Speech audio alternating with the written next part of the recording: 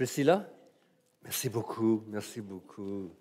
Merci à toi et à l'équipe, c'était vraiment chouette. Surprise! C'est une surprise pour moi aussi, OK? Eduardo devait prêcher ce matin. On devait avoir la Sainte Seine aussi ce matin, mais Eduardo, mercredi, il s'est testé positif avec la COVID. Mercredi. Alors là, on s'est dit, OK, il faut trouver une autre solution. Alors, nos deux pasteurs sont en vacances, Vincent et Philippe. Vincent, on se demandait s'il va aller retourner plus tôt, puis peut-être il pourrait être ici, parce que lui, il va prêcher. Il devait prêcher dimanche prochain. Mais à fin de compte, non, ça ne marchait pas pour lui. Alors, j'ai texté mon neveu Nicolas à l'église de Pierrefonds. Hey, vous avez une gang d'anciens là-bas. Y a-t-il quelqu'un qui est libre pour venir nous aider? Et en fait, non. Maladie, COVID, puis vacances. OK, fine. So, j'ai dit, OK, en parlant avec Philippe, j'ai dit, OK, je vais réchauffer quelque chose que j'ai fait il y a longtemps. Réchauffer, mettre ça dans le four, puis peut-être les frites vont être aussi bonnes que c'était au début. Mais là, j'étais rendu vendredi, puis Alex, il me dit au bureau, il me dit, là, écoute, tu as fait psaume 3 et 4, hein, why not psaume 5? J'ai dit, ouais, OK. Alors, je me suis assis, puis on a beaucoup de Bibles au bureau, alors j'ai ouvert une Bible, puis psaume 5, puis vraiment, c'était beau, c'était un beau psaume ou un bel psaume? C'est un beau psaume. Alors, psaume 5. On va aller là-dedans, puis espérons qu'on va arrêter avant midi. Alors, verset 4, c'est un peu un thème. Le matin, je me tourne vers toi et je regarde. Ou j'attends. Alors, psaume 5, j'avais le texte ici. Il n'y a pas de place sur la chaire pour une Bible et mes notes. Je ne sais pas c'est à qui la faute, mes notes ou la Bible, mais c'est ça. Alors, psaume 5. Au chef des chantres, avec les flûtes. Psaume de David. Prête l'oreille à mes paroles, ô Éternel. Écoute mes gémissements. Sois attentif à mes cris, ô mon roi et mon Dieu. C'est à toi que j'adresse ma prière. Éternel, le matin, tu entends ma voix. Le matin, je me tourne vers toi et je regarde. Car tu n'es point un Dieu qui prenne plaisir au mal. Le méchant n'a pas sa demeure auprès de toi. Les insensés ne subsistent pas devant tes yeux. Tu hais tous ceux qui commettent l'iniquité. Tu fais périr les menteurs. L'Éternel abhorre les hommes de sang et de fraude. Mais moi, par ta grande miséricorde, je vais à ta maison. Je me prosterne dans ton saint temple avec crainte. Éternel, conduis-moi dans ta justice à cause de mes ennemis. Aplanis ta voix sous mes pas. Car il n'y a point de sincérité dans leur bouche. Leur cœur est rempli de malice. Leur gosier est un sépulcre ouvert. Ils ont sur la langue des paroles flatteuses. Frappe-les comme des coupables, ô Dieu, que leur dessein amène leur chute. Précipite-les à cause de leurs péchés sans nombre, car ils se révoltent contre toi. Alors tous ceux qui se confient en toi se réjouiront. Ils auront l'allégresse à toujours. Et tu les protégeras. Tu seras un sujet de joie pour ceux qui aiment ton nom. Car tu bénis le juste, ô Éternel. Tu l'entoures de ta grâce comme un bouclier. Que le Seigneur bénisse sa parole. J'ai oublié de dire qu'en parlant de la maladie, Rachel et Alexandre devaient être ici, puis Rachel devait prendre soin des enfants, mais 2 de mes 4 petits-enfants ont le gastro. Et Rachel ne voulait pas partager ses microbes avec vous. Généreux comme ils le sont, ils ne voulaient pas partager cela. Alors, c'est comme si nous sommes en hiver avec toutes ces maladies, ces problèmes-là, mais là, c'est l'été. Alors, merci d'être là, puis merci pour votre patience dans tout cela. Alors, c'est un psaume du matin. C'est une prière. En fait, c'est une sorte de lamentation et prière pour la protection de Dieu et pour le jugement de Dieu contre ses ennemis. Le contexte de ce psaume, peut-être c'est encore la rébellion d'Absalom, mais ce n'est pas clair. C'est clair pour psaume 3, peut-être 4. 5, peut-être c'est juste général, une prière pour la protection de Dieu en face des ennemis.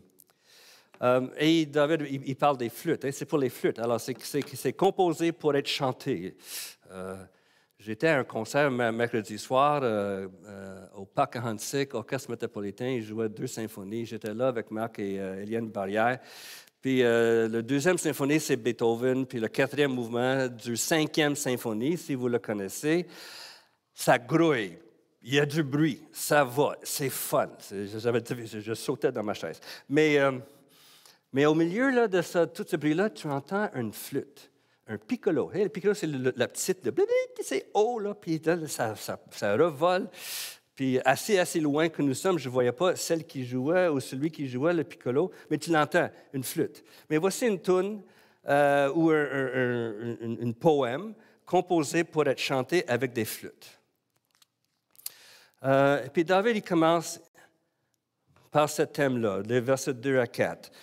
Il dit, « Prépare ta prière ». En fait, c'est ça qu'il nous dit à nous. C'est comme un genre de... comme une leçon, comment prier. Comment est-ce qu'on prépare nos prières, puis qu'est-ce qu'on dit dans nos prières, qu'est-ce qui se passe. Alors, versets 2 à 4, c'est « Prépare ta prière ». Alors, il dit tout de suite, « Prête l'oreille à mes paroles, ô l'Éternel. Écoute mes gémissements. » Et il dit, « Sois attentif à mes cris, mon roi et mon Dieu. » C'est des termes personnels. C'est son roi, c'est son Dieu. On parle ici d'un lien intime. C'est possessif. Je possède Dieu, puis Dieu me possède. Je suis à lui. Et comment est-ce qu'il va l'adresser? Ici, il dit avec mes paroles. Avec mes paroles. Et il dit aussi avec mes gémissements. Là, il y a des paroles. Ça commence tranquillement. Il y a des gémissements. Gémissements, c'est quoi un synonyme de gémissement? Hein? Des plaintes, en anglais, groanings. C'est comme, ça n'a presque pas de paroles, pas de mots. C'est comme,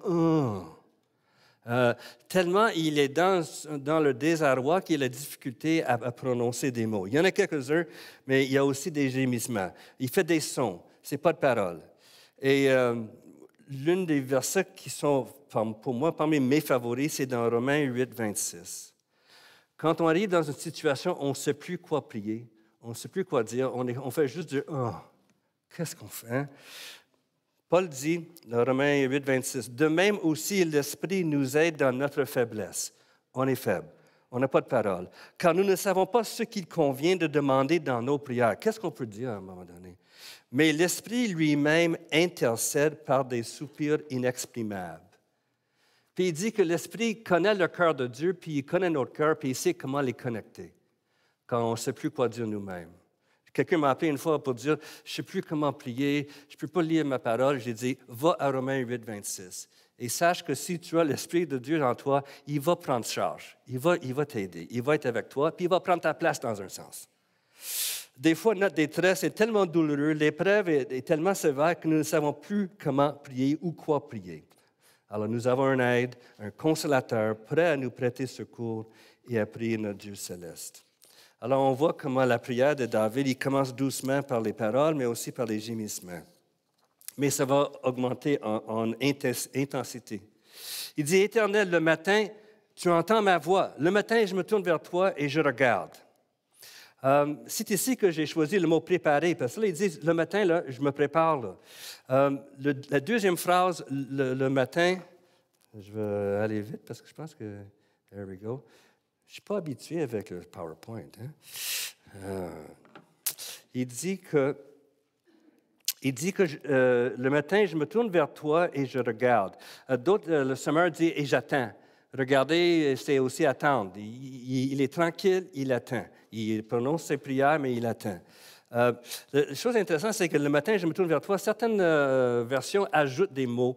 Parce que je tourne vers toi, mais ça veut dire quoi exactement? Puis le mot « tourner vers toi », ça parle de mettre des choses en ordre. C'est comme s'il est en train de préparer sa ou ses prières. On voit le même mot utilisé dans Lévitique quand les prêtres mettaient le bois en ordre avant qu'on offrait le sacrifice. On met les choses en ordre. Et c'est comme si David est en train de mettre sa prière en ordre. Il ne va pas juste parler, il va réfléchir puis mettre ses prières en ordre. Il fait une liste, dans un sens, qu'il présente devant Dieu, puis là, il va attendre la réponse de Dieu. Maintenant, pourquoi attendre? Pourquoi attendre une réponse de Dieu? Mais parce qu'il faut d'abord connaître Dieu. C'est qui Dieu? Et versets 5 à 7, il va nous parler de quelle sorte de Dieu, vers quelle sorte de Dieu est-ce qu'il est en train de prier. Il dit, tu n'es point un Dieu qui prenne plaisir au mal, le méchant n'a pas sa demeure auprès de toi, les insensés ne subsistent pas devant tes yeux, tu hais tous ceux qui commettent l'iniquité, tu fais périr les menteurs, l'Éternel abhorre les hommes de sang et de fraude. Il y a beaucoup de choses là. Premièrement, verset 5, car, le petit mot car, C-A-R, c'est très important, parce que ça donne le pourquoi, la raison pourquoi il s'adresse à Dieu.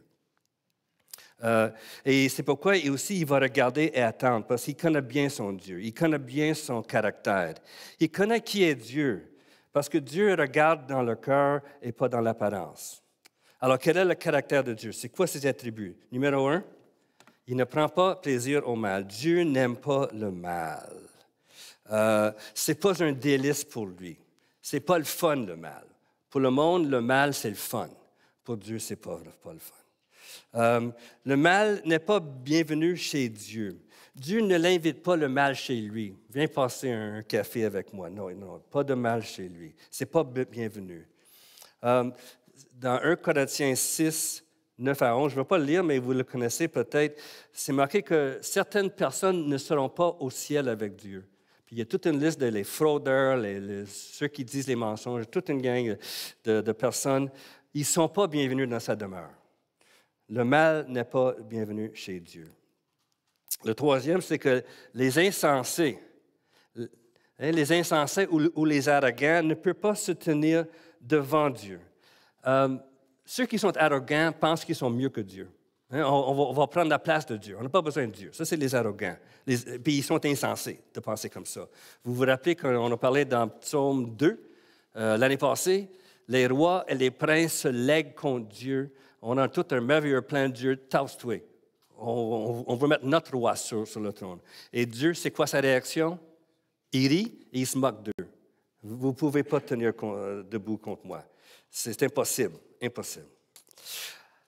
Nous voulons un Dieu comme ça, n'est-ce pas? On veut un Dieu juste et un Dieu saint. Mais David continue. Tu hais tous ceux qui commettent l'iniquité. Il hait pas juste l'iniquité, mais ceux qui commettent l'iniquité. Il continue. Il dit que les menteurs sont éliminés par Dieu. Il les fait périr. 6e, Dieu abhorre ceux qui font couler le sang de ceux qui sont innocents. En fait, Dieu abhorre ceux qui font couler le sang innocent. Il abhorre ceux, en anglais, le mot que j'ai trouvé, c'est bloodthirsty. Ils aiment le sang et ils le boivent presque tellement. Ils aiment verser le sang. Puis le mot abhorre, j'ai sorti mon petit Robert de 2300 pages. Qu'est-ce que abhorrer veut dire? C'est d'avoir en horreur, de détester au plus haut point. Ça, c'est ce que Dieu est. Puis ça s'applique à tout ce qu'on vient de lire ici. Dieu est ça au plus haut point, au plus haut point. Ce qui est frappant ici, c'est que des fois, on dit que Dieu n'aime pas le péché, mais il aime le pécheur. Ici, on ne voit pas ça du tout. Dieu n'aime pas le pécheur et son péché. Et j'ai deux versets qui sont un peu, je pense, similaires ou qui nous donnent un autre point de vue. Dans Romains 5, 10, Paul dit, « Car si, lorsque nous étions ennemis de qui? De Dieu. Nous avons été réconciliés avec Dieu par la mort de son Fils et à plus forte raison, nous sommes réconciliés, serons-nous sauvés par sa vie. » Alors, la mort de Jésus nous réconcilie avec Dieu, sa résurrection nous sauve. En fait, nous garde sauvés. Colossiens 1, 21. « Et vous, qui étiez autrefois étrangers et ennemis de qui? de Dieu, par vos pensées et par vos mauvaises œuvres. Ça, c'est les 6 choses qu'on vient de lire. Les pensées amènent les œuvres. Dieu nous a maintenant réconciliés par la mort de son Fils dans le corps de sa chair. Le point ici, c'est que Dieu a du caractère. Nous devons lui louer pour la haine qu'il a pour le péché et les personnes qui commettent de tels péchés.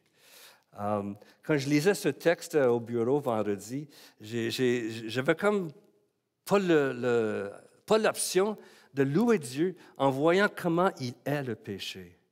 Et ceux qui sont ses enfants est aussi le péché. Ça ne veut pas dire qu'on est sans péché. I didn't say that. Mais on est appelé avec la transformation que Dieu a opérée dans nos cœurs de haïr le péché. D'ailleurs, qu'est-ce qui se passe dans le monde? Dieu n'est pas un Dieu mou. Un grand-papa du ciel qui nous donne des bonbons, qui flatte la tête des enfants. Ça, c'est pas Dieu. Dieu n'est pas mou. Et David connaît son Dieu. Il connaît ses attributs. Il sait ce que Dieu aime et il sait ce que Dieu est. David est animé de l'espoir que Dieu viendra à son secours parce que Dieu aime ses enfants. Quand David passe en revue de ses attributs, des qualités de Dieu, il glisse dans la louange, parce que ce n'est pas évident, mais là, il glisse dans la louange. Et de connaître Dieu et ses attributs, ses qualités, son caractère, cela devient la base et le tremplin de nos prières. Nous parlons avec une personne qui est puissante et qui peut nous soutenir. Alors, enfin, verset 8, présente tes requêtes. David est presque prêt à présenter ses requêtes. Mais moi, par ta grande miséricorde, verset 8, mais moi, par ta grande miséricorde, je vais à ta maison, je me prosterne dans ton saint temple avec crainte. Ici, on voit l'humilité de Dieu. L'humilité de Dieu. Parce qu'il dit, j'ai besoin de ta miséricorde. Il pourrait dire que je ne suis pas comme ces personnes-là qu'on vient de voir, je ne suis pas comme eux du tout, je suis mieux que eux, mais ce n'est pas ça qu'il dit. Il dit, c'est par ta miséricorde. En fait, il fait ses requêtes sur la base de la grâce de Dieu, une faveur de Dieu qu'il ne mérite pas. Il dit, mais moi. Puis le moi, c'est l'emphase dans l'hébreu, c'est le moi. C'est le moi qui est l'emphase. Moi, là. Mais pas moi que je suis mieux que les autres, moi que j'ai besoin de ta grâce et de ta miséricorde. Il sait qu'il ne fait pas partie de la gang que Dieu déteste, mais il ne se présente pas non plus comme étant plus fin qu'eux. Il parle par ta grande miséricorde. Puis c'est le fameux mot hébreu hesed, H-E-S-E-D, hesed. Un mot qui est traduit de différentes façons, mais franchement, ça parle de l'amour surabondant et fidèle de Dieu. En anglais, loving kindness. C'est un mot qu'on a créé en anglais qui n'est pas traduit en français, mais ça parle de quelque chose qui dépasse juste quelque chose où Dieu est fin ou gentil, c'est beaucoup plus puissant que ça. Il parle de son amour. Moi, j'ai trouvé son amour surabondant et fidèle. Et c'est cela seulement que permet David d'approcher Dieu dans son sanctuaire. Pas de miséricorde, on ne peut pas approcher à Dieu. Puis il dit, il fait avec crainte et tremblement. Il tremble. Il y a ces 2 éléments-là dans l'adoration quand on vient devant Dieu. La joie, sachant qu'on est sauvé et que Dieu a exercé une miséricorde miraculeuse envers nous, mais en même temps, on tremble devant un grand Dieu 3 fois saint. 3 fois saint. Alors, au début de verset 8a, nous vivons dans l'accueil et l'amitié et l'amour de la grâce de Dieu qui nous donne, mais aussi Dieu reflète la majesté, la royauté et la crainte que nous fait trembler devant Dieu. Accueil joyeux et révérence avec crainte. Tous les deux ensemble, ça c'est l'adoration. Quand nous réfléchissons sur Dieu et ses qualités, son caractère, ses attributs, c'est une source de joie, mais c'est une source de crainte aussi. Là, enfin, verset 9, voici sa requête. Enfin, David, tu n'es pas pressé, là. Mais c'est bon. Il faut bâtir le terrain, il faut aller doucement, préparer ta requête, et voici ce qu'il dit. Éternel, conduis-moi dans ta justice à cause de mes ennemis, aplanis tes voies sous mes pas. Dans les autres psaumes qu'on a vus la semaine passée, David, il priait que ses ennemis soient détruits. Hein, on parlait de casser les dents, les frapper dans le visage. Il faut les anéantir parce que, dans un sens, ses ennemis veulent faire la même chose avec lui. Alors, ils cherchent non seulement la protection, mais aussi l'œuvre de Dieu pour les détruire. Mais ici, quand on lit cela, il me semble que Dieu ne cherche pas la protection ou la sécurité qui vient de Dieu, mais plutôt quel chemin doit-il prendre en face du danger qui l'entoure. Et c'est comme si au milieu de cette épreuve, David reconnaît que c'est mieux de marcher selon la justice de Dieu. Ça, c'est la chose qu'il faut faire, marcher selon la justice de Dieu. Qu'est-ce que Dieu veut que je fasse? Il est entouré de mauvaises personnes, alors il demande à Dieu de lui montrer la prochaine étape qu'il doit suivre selon la justice de Dieu pour plaire à Dieu. Est-ce que ça arrive, nous, des fois, on est devant une impasse, on ne sait pas quoi faire. On peut dire, Dieu, là, enlève ça, là, vite. Hein? La guérison immédiate ou que celui qui me fatigue dans le bureau, qu'il soit congédié. Ou est-ce que plutôt on doit demander à Dieu, que veux-tu que je fasse, que veux-tu que je dise qui va amener de la gloire et l'honneur à ton nom? Et pour cela, j'aimerais partager quelque chose avec vous. Parce qu'en lisant cela, ça m'a ramené il y a 10 ans, quand ma chère Ginette est décédée. Pour ceux qui ne savent pas, j'étais marié avec Ginette. On était mariés 35 ans, on a eu deux garçons. En 2001, elle a été diagnostiquée cancer au sein. Diagnostiquée cancer au sein. Elle a subi des traitements, la chirurgie, puis on a passé 7 ans où le cancer n'était plus là. En janvier 2008, le cancer est revenu. Et c'est revenu en plus qu'une place. Alors, ils disent, là, c'est un cancer métatastique, un autre mot français, métatastique, qui veut dire que vous ne serez pas guéri. Vous allez apprendre à vivre avec une maladie chronique. Et alors, elle a vécu 4 ans et 3 mois. En tout cas, elle a vécu 2 fois plus long que son oncologue avait comme moyenne quand le cancer revient comme ça. Et ça, c'est par la grâce de Dieu, je vous dis là. Elle est décédée le mois de mars 2012, alors 4 ans et quelques mois, le janvier.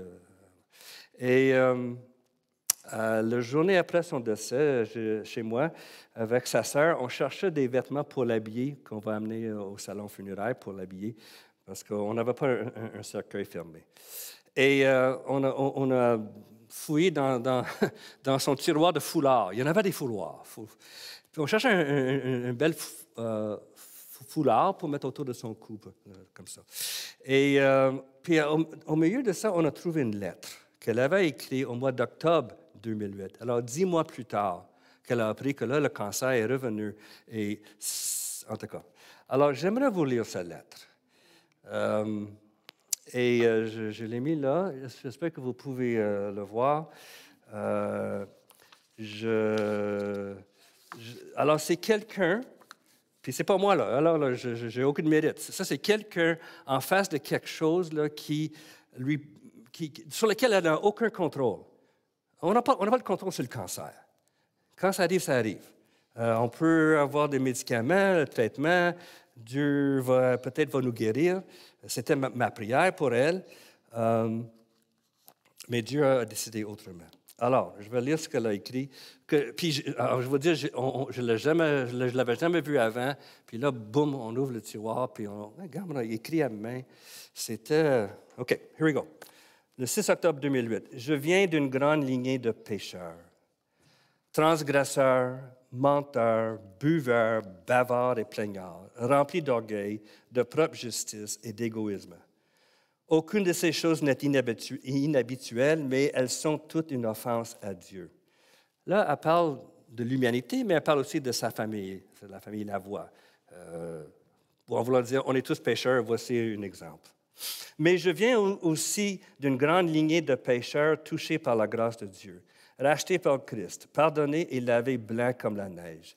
C'est un nouveau départ sur un nouveau chemin, bien qu'on ne se retrouve en si peu de temps dans le trouble.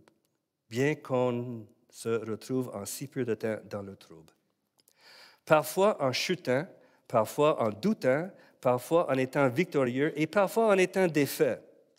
Aucun d'entre nous ne change d'autant qu'on le souhaiterait, mais nous pouvons devenir de plus en plus conscients de la présence de Dieu et de la présence de sa grâce dans nos vies quotidiennes. Et, fur et à mesure que nous reconnaissons notre égarement et notre faiblesse, nous pouvons admettre notre besoin d'être aidés, d'être fortifiés, d'être continuellement pardonnés.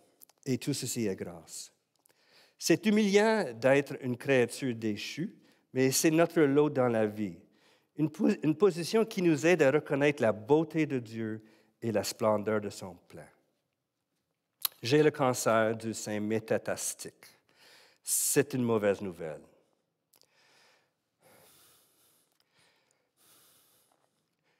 Sorry. Je crois que je vais ultimement mourir de cette maladie, car elle va se propager à travers mon corps et envahir mes organes vitaux. Je suis en traitement, je rachète donc du temps. Ma vie sera prolongée, mais je ne sais pas pour combien de temps. Probablement des années. Combien d'années? Personne ne sait. Oh, I'm sorry. Oh, c'est bon? Merci, Marlène. Que devrais-je faire avec le temps qui me reste? Aimer Dieu et aimer ceux qui m'entourent. Je l'ai mis en caractère gras. Elle avait souligné fort dans son texte. Voilà la grande réponse, qui est toutefois un peu plus difficile à vivre dans le quotidien. Amen, amen. Quelle est la volonté de Dieu pour moi? Voilà la réponse ci-dessus. Aimer Dieu et aimer ceux qui m'entourent. Alors, peu importe combien de temps est encore à ma disposition, aimer demeure la volonté de Dieu pour moi. OK. Parfois, je perds de vue cette vision et je deviens confuse et distraite. J'aimerais prendre des décisions éclairées à propos de plans et de projets futurs. Elle en avait des plans et des projets. Moi, j'avais toujours le dernier mot. Hein? Oui, chérie. Oui, chérie. Bonne idée, chérie. On va faire ça, chérie. Oui. Elle avait des bons plans. C'est mon point. Mais je vois que je dois laisser de côté cette idée et simplement faire le mieux que je peux avec les informations qui me sont accessibles aujourd'hui. Regarde ça. Je n'ai pas besoin d'être parfaite. Je n'ai pas besoin d'être le modèle du patient atteint du cancer. C'est une forme de perfectionnisme déraisonnable. J'aimerais vivre ma vie avec dignité et j'aimerais honorer Dieu. Mais je veux aussi être authentique. C'est correct d'être attristé et c'est correct d'être affligé par ce tournant dans ma vie. Ça fait de moi une personne normale. Et c'est correct d'être normal. Alors voilà quelqu'un qui n'a jamais été en colère avec Dieu. Tu vois, tu entends quelqu'un... Ginette n'a jamais été en colère avec Dieu. Puis moi, je suis comme un tuning fork, tu sais, quelque chose pour en tout cas, si une personne a une telle attitude, quelque chose, puis moi, je suis à côté de cette personne, mais des fois, j'ai la même attitude. Alors, Ginette n'a jamais été en colère avec Dieu. Elle acceptait la volonté de Dieu pour sa vie, même dans ceci. Mais comme elle dit, elle n'était pas parfaite. Mais à cause de ça, elle n'a jamais été en colère avec Dieu. Puis de ma part, moi, je n'ai jamais été en colère avec Dieu. Je reconnais sa souveraineté. Puis elle reconnaissait que qu'est-ce qui lui passait, c'était de la main de Dieu et c'était la meilleure chose pour elle. Alors, une belle photo de Ginette. Ça, c'est en Écosse, en 2010. Alors, on a eu 4 ans, et puis au milieu de ces 4 ans-là, elle était dans un traitement, dans un protocole de recherche, juste des pilules, puis sa vie est revenue. Ses cheveux sont venus toutes frisés. Elle n'était pas habituée avec les cheveux frisés, mais pas du tout. Elle me disait le matin, « Qu'est-ce que je fais avec ça? » Elle dit, « T'es belle comme ça, fais rien, c'est correct. » Oh, les femmes et leurs cheveux, qu'est-ce qu'on veut? Mais on a pu passer des belles vacances en 2010. On a eu comme 13 mois où vraiment ça allait bien. Puis éventuellement, le cancer, c'est une maladie, sournois, puis il a commencé à avancer. Puis 18 mois plus tard, elle est décédée de ce cancer-là. OK, on va continuer. Pourquoi je fais ça? Pour montrer quelqu'un qui est en face de quelque chose sur lequel elle n'a pas le contrôle. Alors, ce n'est pas qu'on demande nécessairement que Dieu enlève la maladie, bien qu'on le priait, Mais le point, c'est comment est-ce qu'on peut vivre selon ta volonté pour te donner la gloire et l'honneur? On continue. Verset 10. Il y a une description des malfaiteurs. Alors, verset 7, on avait vu que c'est verset 7 où on a vu les méchants, que Dieu va s'en occuper. Et maintenant, on est au verset 10. Alors, ils disent que... Où est mon texte? Ah, je suis tout perdu, excuse-moi. Verset 10. « Car il n'y a point de sincérité dans leur bouche. Leur cœur est rempli de malice. Leur gosier, quel mot? Leur gosier est un sépulcre ouvert. Et ils ont sur la langue des paroles flatteuses. » C'est pas une gang avec qui tu veux passer du temps beaucoup. Et la requête ou la demande de David, encore une autre requête, c'est frapper comme des coupables odieux. Que leur dessein amène leur chute. Précipite-les à cause de leur péché sans nombre, car ils se révoltent contre toi. Avez-vous remarqué que le péché a un effet boomerang? Ils font quelque chose, puis qu'est-ce qui cause leur chute? La même chose. Jésus a dit à Pierre, dans le jardin, « Celui qui vit par l'épée va mourir par l'épée. » Mais ça, c'est un cas extrême. Et ceux qui vivent selon le mensonge, c'est le mensonge qui va les détruire. Là. Ceux qui font de telles choses, il y a comme un effet boomerang. Que leur dessein amène leur chute. Ils ont un merveilleux plan pour la fraude ou voler. C'est eux qui vont tomber. C'est eux qui vont tomber. Ils vont vivre les conséquences de leurs actions et de leur culpabilité. Parce qu'ils se révoltent contre toi. En révolte contre Dieu, est-ce une bonne idée d'être en révolte contre Dieu? Non, non. Alors David demande à Dieu de faire ce qu'il va faire de toute façon. Sauf que David, il dit, fais-le un petit peu plus vite, frappe-les, let's go. Mais il sait que Dieu va le faire éventuellement. Ceux qui sont en rébellion contre Dieu, s'ils ne se repentent pas, vont subir le jugement de Dieu. Ah, voilà l'effet boomerang. Verset 12. Verset 12. Alors, tous ceux qui se confient en toi se réjouiront. Se réjouiront. Ils auront de l'allégresse à toujours. On vient de chanter ça. Nous serons dans la joie pour l'éternité. Ils seront à l'allégresse pour toujours et tu les protégeras. Tu seras un sujet de joie pour ceux qui aiment ton nom. Alors, David sait que verset 12, qui est en sorte une prière pour tout le peuple, ne peut pas être réalisé avant que 11 soit accompli. C'est avant que les ennemis soient mis de côté. Soit que Dieu révèle sa volonté pour eux. Et c'est alors que le peuple va se réjouir. C'est là qu'ils vont se réjouir. Puis là, il dit, oh my. Problème avec M. PowerPoint. Quand tu bénis le juste, ô Éternel, tu l'entoures de ta grâce comme un bouclier. Ici, ce n'est pas clair. Est-ce que quand il dit « quand tu bénis le juste », est-ce qu'il parle de lui-même? Parce que là, il a parlé du peuple. Là, il donne une sorte de bénédiction adressée pour lui-même. Ou c'est juste le juste en général. Ceux qui sont les enfants de Dieu sont les justes ou le juste. Et il dit, tu l'entoures de ta grâce comme un bouclier. Ici, l'image de bouclier, c'est pas un bouclier. Il y a des petits boucliers ronds. Là. Non, c'est un bouclier qui couvre le corps au complet. C'est 1000 ans plus tard, j'avoue, mais vous aurez vu peut-être des dessins, les soldats romains. Bien, tu as vu ça avec Astérix et Obélix. Les Romains, c'est quoi leur bouclier? C'est une grande affaire rectangulaire qui les couvre presque toutes. Mais ça, c'est ça le bouclier de quoi David parle ici. Là. C'est un bouclier qui lui protège complètement. Il termine sa prière avec la confiance que rien ne peut accabler les enfants de Dieu, car ils sont protégés pour toujours par la grâce et la faveur de Dieu. Alors, c'est sa confiance pour le futur. Pour le futur. Mais, ça c'est le futur. Qu'est-ce qu'on doit faire dans le présent? Nous qui sommes dans un monde d'arrogance, un monde de menteurs, un monde de fraudeurs. Hein? Qu'est-ce qu'on fait? Mais je retourne au verset 9. Ô Éternel, conduis-moi dans ta justice. Et à cause de mes ennemis, aplanis ta voie sur mes pieds. Montre-moi la voie qui sera ta voie. Et j'aimerais arrêter avec ce que Ginette avait écrit. Que devrais-je faire avec le temps qui me reste? Hein? C'est ça nos devoirs à partir d'aujourd'hui et pour toujours. Aimer Dieu et aimer ceux qui nous entourent. Amen. Merci beaucoup. As-tu une autre tune pour terminer? Yeah! J'aimerais ça.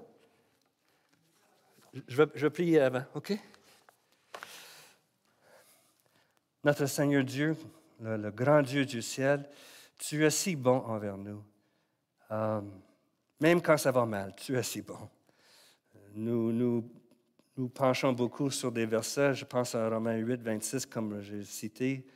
Il y a aussi Romains 8, 28, où ils disent que toute chose concourt au bien de ceux qui t'aiment, qui sont appelés selon ton dessein. Et toutes choses, c'est aussi les mauvaises. Mais toi, dans ta providence, dans ta souveraineté, dans les miracles que tu opères presque à chaque instant, tu fais que toutes choses concourent pour notre bien. Et pour cela, Seigneur, nous t'aimons et nous te louons. Bénis ces chers frères et sœurs ici, bénis-les abondamment. Bénis-les que ce soit dans l'épreuve ou dans la joie. Bénis-les, accompagne-les. Rends-nous conscients de ta présence et rends-nous aussi reconnaissants envers ta grâce et ton amour qui nous soutient jour après jour. Et c'est le nom de ton Fils que nous te prions. Amen.